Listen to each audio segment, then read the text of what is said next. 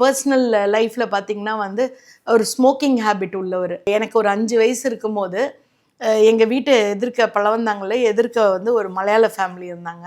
அவங்க சொன்னாங்க, நீங்கள் ரொம்ப ஸ்மோக் பண்ணுறீங்க, பொம்பளை பொண்ணு ஒன்று இருக்குது, பையன் ஒன்று இருக்குது, ஃபேமிலி இருக்குது, you should not do this, health வைஸாக தட் வில் அஃபெக்ட் யூ அப்படின்னு சொன்னாங்க. அவங்க கூடவே அந்த அந்த மினிட்டு தான் ஒரு டெசிஷன் மேக்கர். அந்த நிமிஷம் யோசித்தார், நேராக அவங்க வீட்டுக்கு போனார், தலையில் தண்ணி ஊற்றிட்டு சபரிமலைக்கு மாலை போட்டார். சிகரெட் அன்னிலேருந்து இப்போ சாவர வரைக்கும் அவர் போட்டது கிடையாது.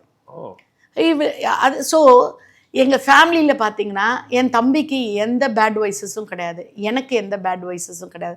பேட் வைசஸ்னால் இப்போ சோஷியல் ட்ரிங்கிங்ன்றாங்க, ஸ்மோக்கிங் இஸ் காமன்றாங்க. எங்களுக்கு சுட்டு போட்டாலும் அது வராது. ஏன்னா எங்கள் daddy has set an example, இப்படி தான் வாழணும் அப்படின்னா. அப்போ நடுவில் தடுமாறுறவங்க நிறைய பேர் இருப்பாங்க. ஆனால் எங்கள் அப்பா தடுமாறவே இல்லை, விட்டது தான், அதோட ஸ்டாப். அதை தூக்கி போட்டவர் படத்துக்காக வேணால் பிடிக்கலாமே தவிர he will never touch cigarette. வீட்டில் அந்த ஐயப்பன் கோயில் போயிட்டு வந்தது அந்த 5 வயசில் நான் எங்கள் அப்பாவை பார்த்தது சிகரெட். அதுக்கப்புறம் அவர் எங்களை விட்டு போகிற வரைக்கும் நான் பார்த்தது கிடையாது.